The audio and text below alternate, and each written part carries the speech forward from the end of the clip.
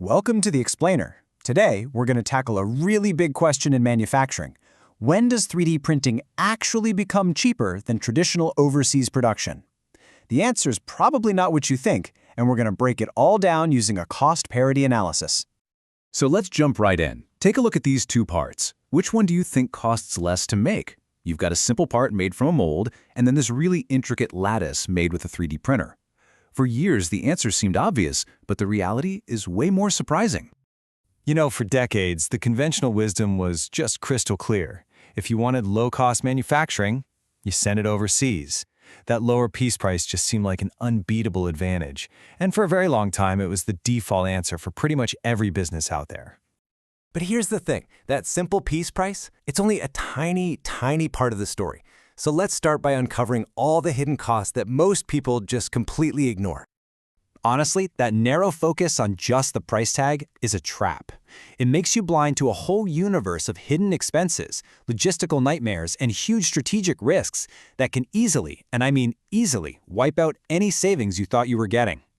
To get the real answer, we need a better tool. And that tool is the Total Cost of Ownership model, or TCO. This framework forces you to look at everything, not just the direct costs like materials and labor, but all the indirect costs too. Things like shipping, tariffs, warehousing, and the very real financial risk of your supply chain snapping in half. So, if TCO is our new lens, how do we apply it? Well, let's deconstruct these two competing cost models and see how they really stack up against each other. At a high level, their economic models are polar opposites. It's like night and day. Traditional manufacturing has these massive upfront fixed costs, think tooling, but then the cost per part drops the more you make.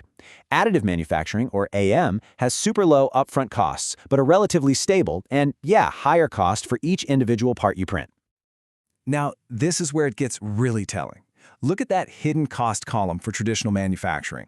We're talking about waiting 4 to 12 weeks for ocean freight, getting hit with costly tariffs, and all the money you have just sitting there tied up in inventory.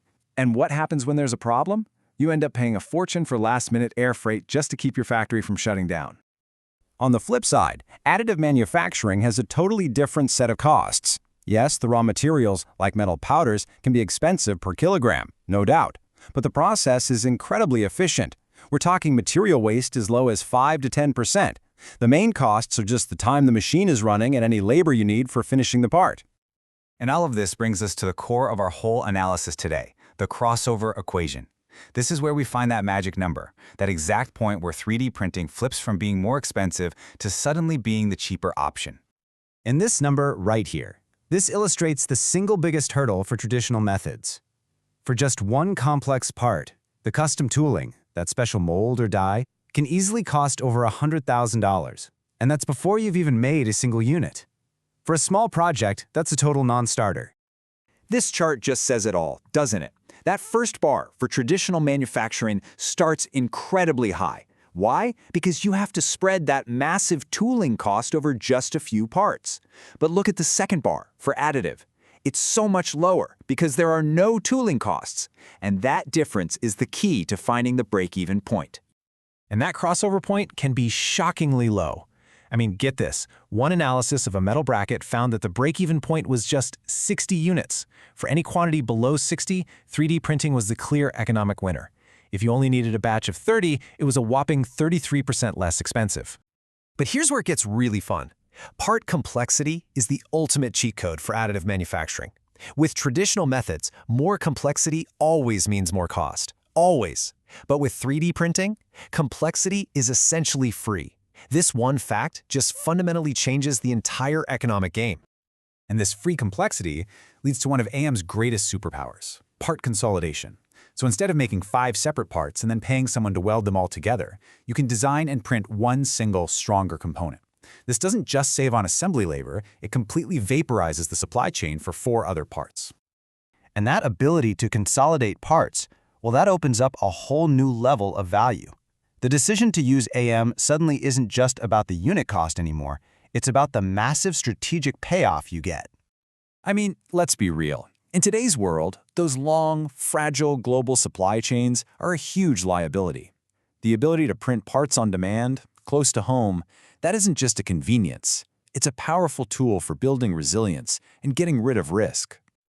And hey, this isn't just theory. A study from MIT found that switching to 3D printing could slash transport costs by a staggering 85% and cut inventory costs by 17%.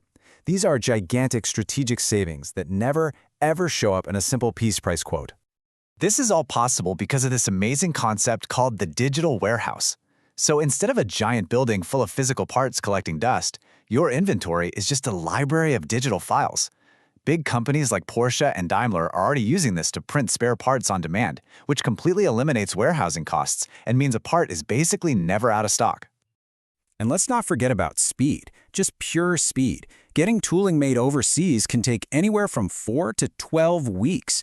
With 3D printing, you can go from a file on your computer to a physical prototype in your hands in a matter of hours, maybe a few days. That speed is an absolutely massive competitive advantage. So after all that, what does this mean for you? Let's wrap this up with a clear, simple framework you can use to make the right call. Okay, rule of thumb number 1.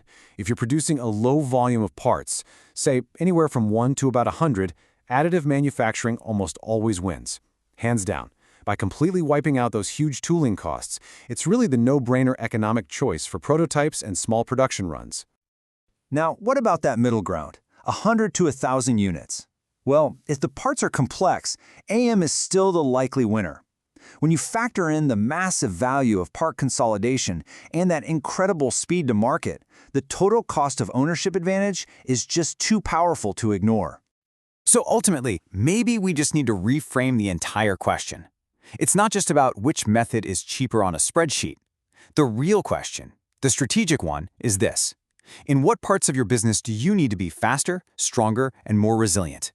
The answer to that will tell you exactly where 3D printing belongs.